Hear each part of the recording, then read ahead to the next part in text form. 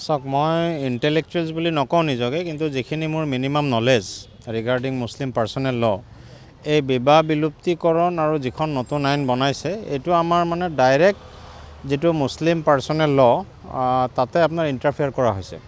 কাৰণ আমি যিখন বিল আপোনাৰ বৰ্তমান দেখিছোঁ সেই বিলখনত এটা কথা তেওঁলোকে কৈছে যে বাল্য বিবাহটো বন্ধ কৰিবৰ কাৰণেহে এই বিলখন মানে মেইনলি প্ৰপ'জ কৰিছে যে আগৰ যিখন 1935 the Assam Muslim marriage and divorce registration act of 1935খন আছিলে সেই এক্টখনে আপোনাৰ বাল্য বিবাহটো প্ৰমোট কৰা বুলি কৈছে আপোনাৰ। কিন্তু একচুৱেলি এইটো একদম অত্যন্ত ভুল ধাৰণা আপোনাৰ। তাতে তেনেকুৱা ধৰণৰ কোনো বাল্য বিবাহৰ প্ৰয়োজন মানে প্ৰভিজন নাছিলে আপোনাৰ। খালি তাতে এটা কথা আছিলে যে মানে মাইনৰ্ছ হ'লে তেওঁলোকৰ লফুল গাৰ্জেনছক পৰীক্ষা নিৰীক্ষা কৰি পেলাইহে বিবাহটো পঞ্জীয়ন কৰিব পাৰে। এতিয়া কথাটো হ'ল আপোনাৰ চাওক, বাল্য বিবাহ আমাৰ যিটো ইছলামত আপোনাৰ বয়সটো বৰ্তমানলৈকে নিৰ্ধাৰণ কৰা হোৱা নাই। যিটো কোৰানিক লয় আপোনাৰ কৈছে যে বালিক হ'লে আপোনাৰ বিবাহ পাশত আবদ্ধ হ'ব পাৰে। এতিয়া এইটো এটা আপোনাৰ চাওক, কোৰাণ যিখন আছে আমাৰ ইয়াতে ইছলামৰ কাৰণে সেইখনে আমি মেইন মানে ল হিচাপে পাৰ্চনেল ল হিচাপে আমি মানি লওঁ। আৰু সেইটো মানিবৰ কাৰণে আমি বাধ্য কিয়, কাৰণ যিটো আপোনাৰ চাৰিয়া এপ্লিকেশ্যন এক্ট 1937 যিখন আছে তাতে অলৰেডি কৈ থৈ দিছে যে মুছলমানৰ বিবাহ বা সম্পত্তি অধিকাৰ এইবোৰৰ ওপৰত আপোনাৰ 1937 এক্ট আৰু কোৰাণৰ লটোহে গভাৰ্ণ কৰিব, বাকী লখিনি ইয়াৰ ক্ষেত্ৰত এপ্লিকেবল নহ'ব।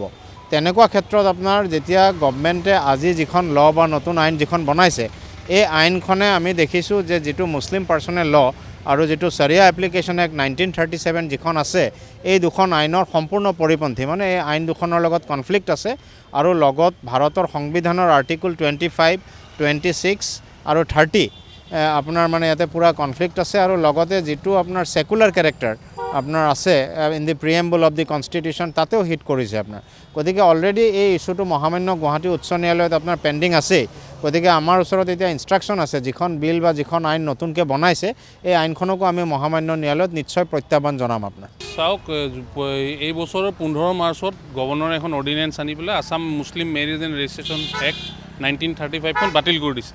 তাৰপিছৰ পৰা এতিয়া বৰ্তমান 5 মাহলৈকে মুছলমানৰ বিবাহ আৰু পঞ্জীয়নৰ কোনো আইন নাই অসমত। এই বিষয় লৈ পেলাই আমি সদৌ অসম চৰকাৰী কাজী সন্থাৰ ফালৰ পৰা এটা ৰিট পেটিশ্যন ফাইল কৰিছিলোঁ। আজি কেছটো হিয়াৰিঙৰ কাৰণে আছে আৰু পুনৰ 18 ছেপ্টেম্বৰত নেক্সট ডেট দিছে শুনানিৰ কাৰণে। আৰু চৰকাৰী পক্ষই কৈছে যে এইখন অকল এছেম্বলিত গৃহীত হৈছে, এইটো গভৰ্ণৰৰ তাত যাব, গভৰ্ণৰে এইটো সন্মতি পাছ কৰিব পাৰে বা পাছ নকৰিব পাৰে। তাৰপিছত পৰৱৰ্তী পৰ্যায়ে চৰকাৰে কি গ্ৰহণ কৰে সেইটো কোৰ্টক জনাব। কিন্তু আমি কোৰ্টক আজি কৈ আছিলোঁ যিহেতু কোনো আইন নাই, এতিয়া আজি 5 মাহ হৈ গ'ল, মুছলমানৰ পঞ্জীয়ন, বিবাহ পঞ্জীয়ন আৰু ডাইভৰ্চৰ পঞ্জীয়নৰ কোনো আইন নাই। এই ক্ষেত্ৰত আদালতে একো আদেশ দিয়া নাই আজি। আৰু 18 ছেপ্টেম্বৰলৈ তাৰিখটো ফিক্স কৰিছে আজি কেছটো। নাই, অলৰেডি আমি আমাৰ অলৰেডি সদৌ অসম কাজী সন্থাৰ ফালৰ পৰা মই তেখেতসকলৰ অধিবক্তা হিচাপে আমি এটা ৰিট পেটিশ্যন ফাইল কৰিছোঁ। ৰিটটো আজি হিয়াৰিঙৰ কাৰণে আহিছে আৰু 18 ছেপ্টেম্বৰত এটা নেক্সট ডেট দিছে হিয়াৰিঙৰ কাৰণে।